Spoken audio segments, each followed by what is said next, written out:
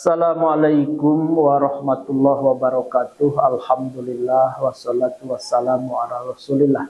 Sobat sekalian, ada 7 kiat supaya meredakan sedih ketika ditinggal orang terkasih.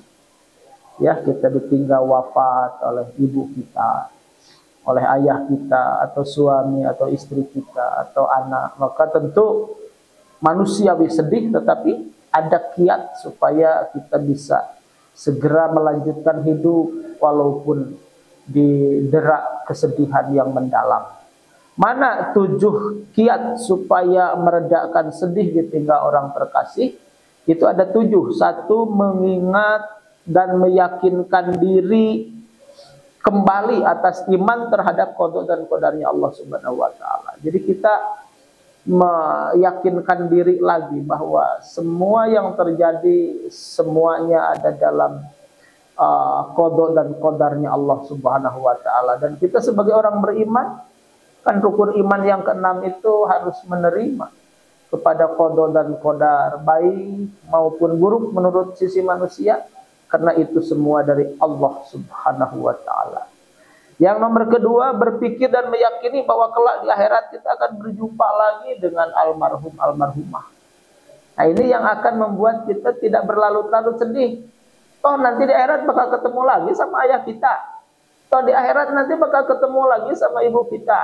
Toh di akhirat nanti bakal ketemu lagi sama suami kita. Jadi jangan berlarut-larut sedih. Kenapa? Karena ada kabar gembira. Jangan berkecil hati, karena kita akan bertemu lagi nanti di akhirat. Ini hanya perpisahan sementara aja. Yang nomor ketiga, menyadari bahwa masih bisa berbuat baik kepada almarhum dengan cara mendoakannya, gitu.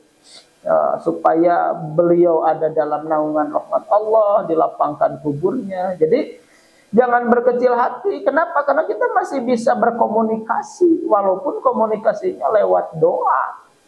Jadi kita masih terus bisa memberikan kebaikan, kebermanfaatan, kebahagiaan kepada almarhum-almarhumah dengan cara mendoakannya, gitu. Atau juga menjalankan pesan-pesannya, nasihatnya, itu bagian daripada kita masih bisa berkomunikasi, ya, dengan orang yang telah wafat dengan cara mendoakannya. Masih bisa berbakti kepada orang tua yang telah wafat dengan mendoakan.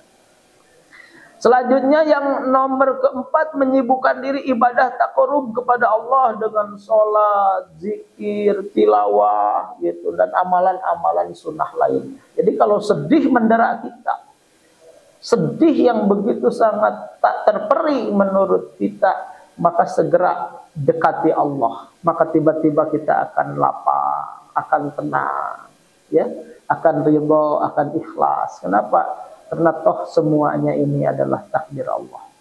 Selanjutnya yang nomor kelima, menyibukkan kembali diri kita dengan amal sosial dan kerja nyata, ya, supaya almarhum nanti bangga di alam barzahnya. Misalnya kita sedih ibu meninggal, maka kembali beraktivitas, kembali berkarya, kembali kita bersosialisasi, supaya ya itu kan otomatis kalau fokus kita sudah tidak ke kesedihan, maka perlahan tapi pasti kesedihan itu akan menghilang, ya. Dan tentu karya kita dan tentu prestasi kita akan menjadi kebanggaan bagi almarhum-almarhumah di alam barzah yang bisa melihat kita ke dunia ini.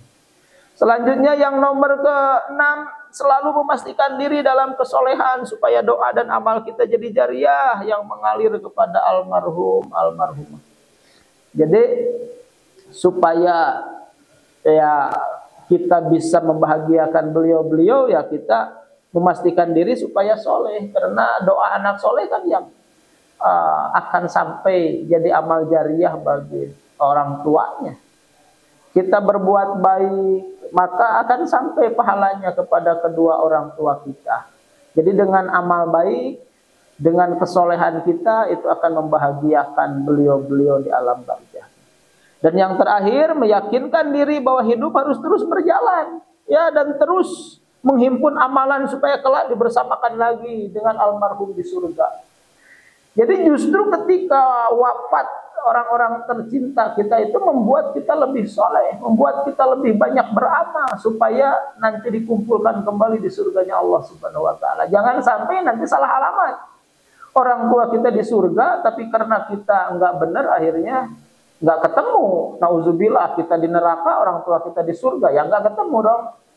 Maka justru ketika ada orang-orang terkasih yang wafat, kita harus lebih soleh, harus lebih ahli ibadah, harus jadi lebih baik supaya nanti dikumpulkan kembali bersama di surganya Allah Subhanahu Wa Taala. Itu saja, mudah-mudahan bermanfaat. Assalamualaikum warahmatullahi wabarakatuh.